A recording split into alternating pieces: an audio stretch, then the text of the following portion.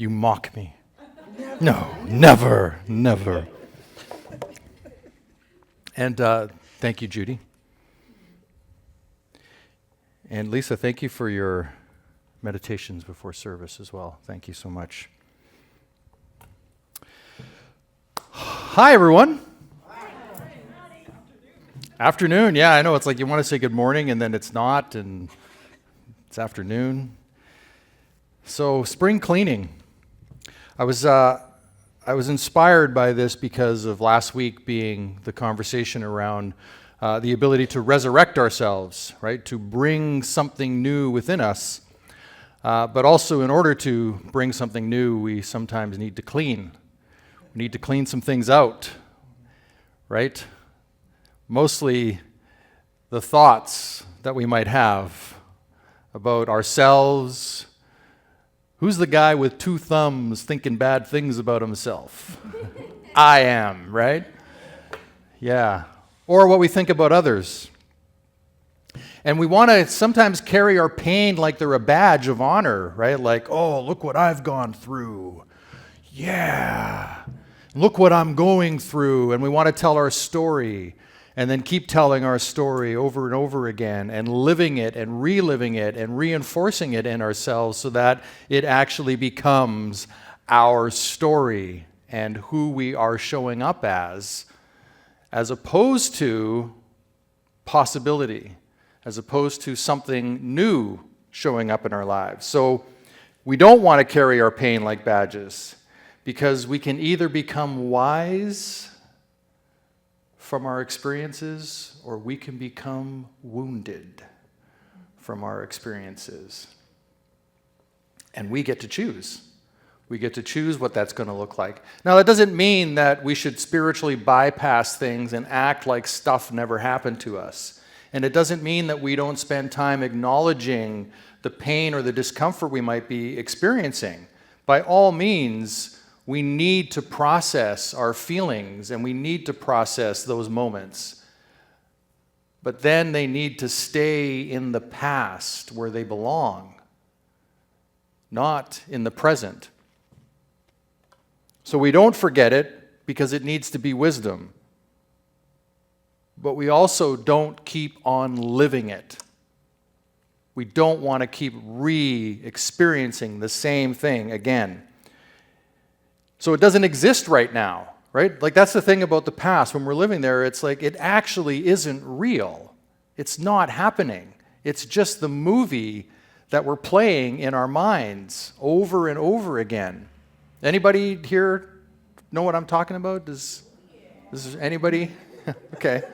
There's a few. I'm not the only one. That's good. I always feel better when I've got, you always feel better when you've got like people aligned with you. Like, oh yeah, I'm doing that. I am in good company. Thank you so much for that. This is great. Maybe we could all go to a room later and hash them all out together. So you're suffering something that doesn't exist. And on some level, if you think about it, it's insanity, isn't it? Like, it's actually crazy that we would do that to ourselves, to keep bringing that stuff forward. Yet we are like this. I sort of think of it like we are the most sophisticated machine on the planet. Like there are trillions of cells working in your body. They renew themselves every 7 years. You get a brand new body every 7 years. Did you know that? Everything in your body is recreated. It just looks different. That's all. Doesn't mean it's not happening. And yet with this incredible sophistication that we have, we are not taught how to sharpen the experience we're having right now, are we? At least in North America, my experience of school, what I just witnessed my daughters go through in school, there is no class in the school system that says, hey, you have a mind, here's how it's going to work. Here's what it's going to try to do. There's nothing like that. So then we just kind of flail around through life till maybe at some point we meet somebody that might have an insight for us, or we read a book, or we get involved in something that begins to allow us to reshape what our thoughts and feelings might be like. And, I would like to think that that's why we're all here. We've all had an opportunity to see that there's something different that we could be experiencing rather than what feels like the norm. Of just kind of, I've said this many times, where life is just lifing me, and I'm just trying to react to it, right? Hanging on for dear life at times. So we don't learn about the nature of the human mind, and yet we have this vivid, incredible sense of memory. Like we could replay the whole movie of our lives in our heads. We also have this fantastic sense of imagination, right, which can bring the forward or bring the future forward to us right now. And we have yet this ability to be right here in the moment as well. So if we're dragging the past around with us, or if we're living in the future that hasn't yet unfolded, are we actually experiencing life? No. Right? We're actually experiencing something that we're making up entirely. So we're not present to what is possible in the moment. I was listening to Sadhguru recently. Anybody listen to? Yeah. So there's this Sanskrit word, trikala, which means the three dimensions of time. So we have the vivid sense of memory, the past. We have the present experience, which is what's true and real right now. And we have the fantastic imagination, which brings us the future, where we can suffer a tomorrow that is yet to come. Anybody done that?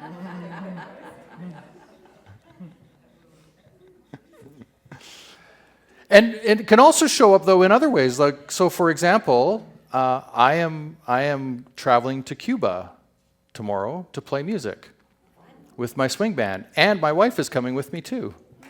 Yeah. So we're going to have a little, 7 days in Cuba. We're going to play some music. The funny part of this is, so I digress a little bit here for a moment. The funny part of this is we play, I think, 5 or 6 Latin pieces. So it's like the white guy from North America is going to Cuba to play Latin beats, where I know they're going to be sitting there going, what is he doing? There is nothing Latin about what he's doing. I'm not very good at Latin beats, that's what I'm trying to say. But so I've reframed it. See, we can reframe these things. So here's what I've committed myself to. I'm going there to play Latin beats that they've never heard before. In a way where they will be sitting there going, what is this guy doing? You see? What is this guy? We need to talk to him after but the problem is I don't know what I'm doing. So I don't know that I could actually show them what I'm doing. But so anyhow, I've empowered myself around this by reframing it as I am going to go there and do something they've never heard before, which is amazing. So anyhow, this word trikala is that 3 senses of time. And so maybe a question we could ask ourselves even just later today, even just right now, maybe we'll meditate on that, is what time am I living in? And whenever we're experiencing something this week, maybe we could take a pause and ask that question of ourselves. What time am I living in? Is this the past that I'm living in right now? Is it the future, or am I actually present to what's possible, what's in front of me right now, what there is to do? Because I don't know about y'all, but for me, when I get myself into the present moment and take away all of that stuff that could have been and all of that stuff that might be, I tend to have a really good time. Anybody else? Yeah, where we can just let ourselves go and be free and live from that place that, I know that in some of the words today for some of the songs and in the daily word, there's that word God. And for me, God is life.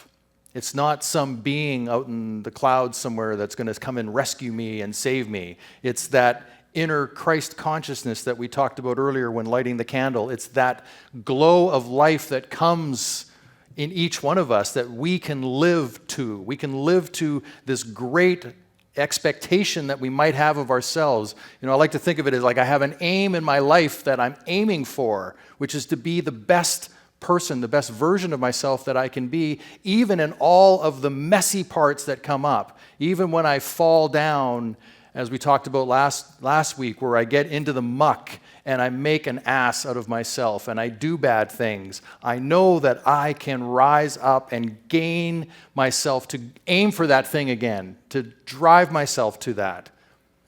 And thankfully, we have tools, and we have a congregation here, and we have classes, and we have things we can read, music we can play, all sorts of things that we can do to get ourselves back in line, to get ourselves back moving towards what I like to think of moving forward in my life. So Charles Fillmore, our co-founder here at Unity, he believed that this process of release, of letting go, of spring cleaning, as I like to think of it, is us making room for new ideas, divine order, and a greater capacity for receiving.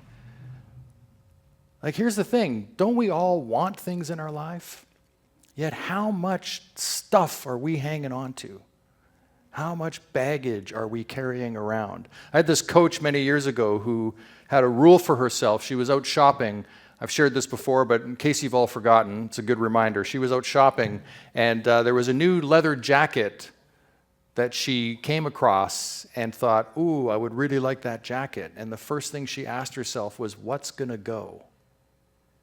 What's going to leave the closet so that I will have room for this new jacket?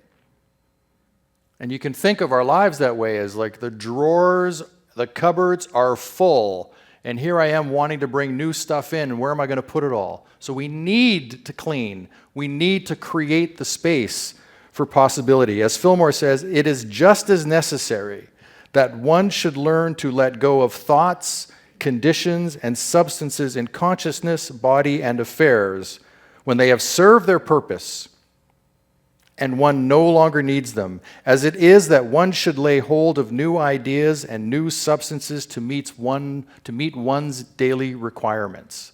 So it's just as important to let this stuff go.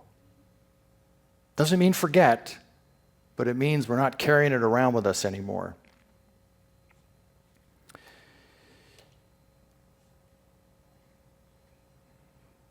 There's a scripture about this. There's a young man, so I'll just paraphrase it. There's a young man who comes to Jesus and says, hey, I'd like to follow you.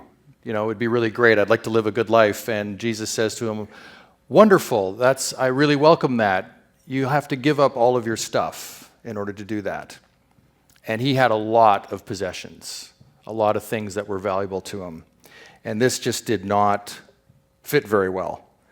So it's kind of a sad story in a way, that this young fellow just didn't understand what Jesus meant, that he thought it was that one had to be poor in order to be a follower. But what Jesus was really talking about was the possessions of the mind, the mental baggage that he was carrying. The young man was loaded with mental baggage. His problem was not his possessions of intrinsic worth, but his mind full of false values, including the notion that riches were the key to his security. And so in a very, very real sense, he did not have great possessions. Great possessions had him. So Jesus was simply testing the young man to see if he was ready to walk a new path of discipline, of mind and spirit. Because if he could have renounced his wealth, he would not have had to do so. Do you get that? Yeah. Like if it was already something that was come see, come saw, let it go, have it, doesn't matter, then that test wouldn't have been given. So where can we look in our own lives where we might be facing a test like that? As I like to say, for me, metaphysically, the Bible, when I read it, it's how does this show up in me? How is this a reflection that I can take for me as a wisdom teaching? Just like when I read Buddhist practices or when I read from the Tao, it's like, how is this in me that I can glean some wisdom from? So I'm going to share some approaches here that we might be able to use going forward to help us in cleaning, spring clean, besides like a toothbrush and floss and stuff like that, because that's always helpful, right? So meditation and mindful practices. We can do box breathing techniques. I think I shared this just a few weeks ago, right? Where you can breathe in for a count of 4, hold for a count of 4, exhale for a count of 4, hold for a count of 4, breathe in for a count of 4, and just repeat that cycle to bring our nervous system into alignment with our heart space and create some unity within ourselves, right? Some of that harmonization. A daily meditation practice to cleanse the subconscious mind. See, when we meditate, when we go into the silence, I like to think there's little secret scrubbers going in and cleaning up the mess, right? Getting in there and, getting in all the cracks and gullies and getting rid of those error thoughts that have been hounding me for years and years and years. So we can do that by creating stillness, like sitting quietly for 5 or 10 minutes. Focusing on our breath is another way to do that, to create inner peace. And stepping back from our own mind, I like to think of Michael Singer, right? The Untethered Soul, where you can take a step back and sort of look down at yourself and see what's going on. So those are some ways that we can use meditation or mindfulness practices. We can also use self-reflection. So brain dump, journaling, right?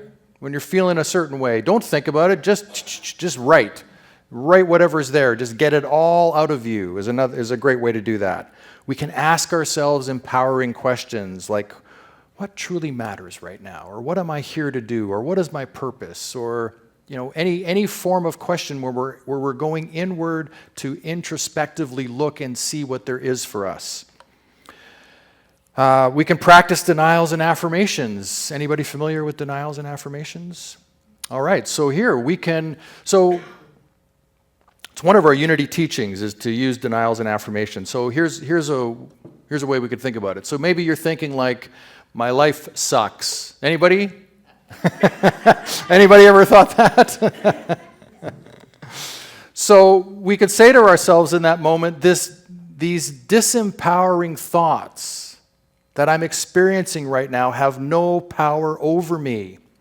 I am a light, I am a gift, I am the power of the Christ consciousness within me, I am the power of life itself. However you want to frame it, it's basically denying the thoughts that you're having, the error thoughts that you're experiencing, and the way to do that is not to bury them, but to recognize them, right? We don't want to build a rose garden over top of a mud pie. We want to see the mud pie. Here is the mud, I get it, and I am not that.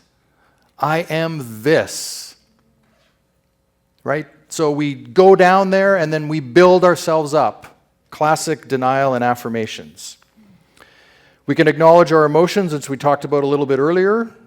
We can allow ourselves to cry. Anybody like to cry sometimes?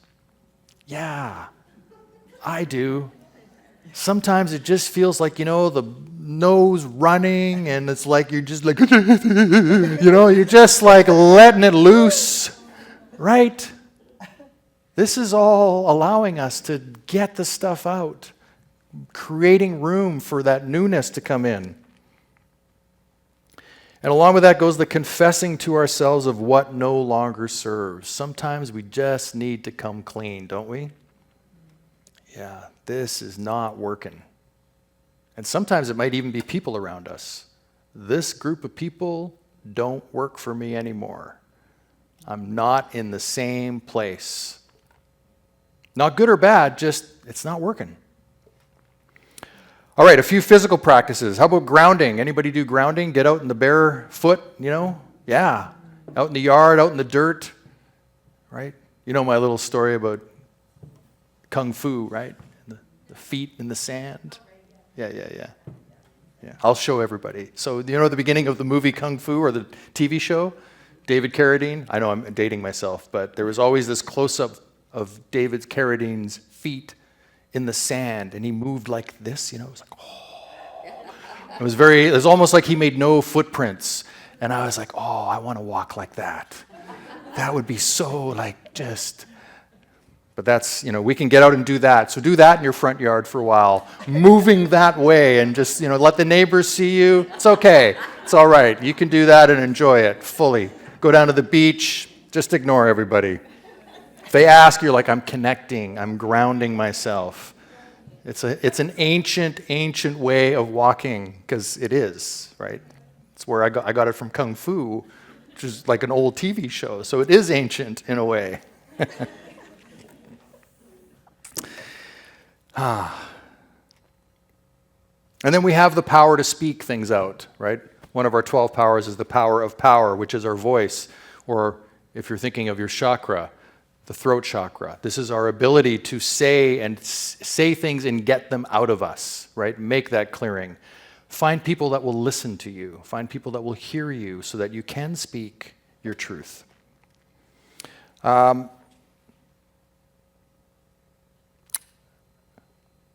Community and support. If I go through all of them, we'll be here a while. So community and support. Talking to somebody who truly listens without trying to fix. Anybody have that? I'm a fixer. Anybody, I gotta just shut up. It's like if I could just, maybe what I need to do is and it's usually with my family, my daughters and my wife. It's not with anybody else, but with them, what I need to do is go into it like this. Mm-hmm. Mm-hmm. Mm-hmm. Mm-hmm. Mm-hmm. Yeah. Just so nothing, I'm sorry, I missed what you said. That's a good husband, yeah. But I don't do it. I don't remember to do it. I'm terrible at it. It's like I gotta get on, I've been thinking about it for like 20 years now, and I still haven't figured it out. I know it, but yes. I said speaking out what's going on, that's great. Finding people who are meant for you on the other side of your transformation. Like when I think about my journey to here as a minister, the people in my life have completely changed. I do not hang out with the people I was hanging out with 10 years ago. And it wasn't like I consciously made the decision. We just kind of, went our different ways. The connection was no longer there. It just kind of happened. And it's not bad. It's perfect, actually. Because the universe only unfolds perfectly. Just in case you were wondering. There are no mistakes. It's exactly the way it's supposed to be. Everything that's in the soup is exactly what you get. So there's that. We could follow the eightfold path, right understanding, intention, speech, action, livelihood, effort, mindfulness, concentration, right? Great Buddhist practice. We can honor the life within ourselves. We can align with divine flow. Anything we can do to get ourselves centered within ourselves is going to help us to do that spring cleaning and to re-resurrect ourselves going forward. And maybe the best one of all is to practice. Anybody have an idea what I might say next? Well, mindfulness is good. Forgiveness. Forgiveness. Right? Not only others, but who else do we need to forgive? Yeah.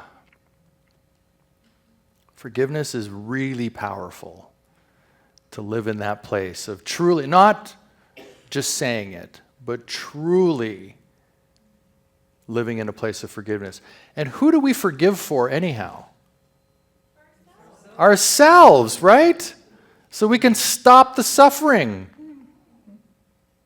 We forgive others so that we can leave it.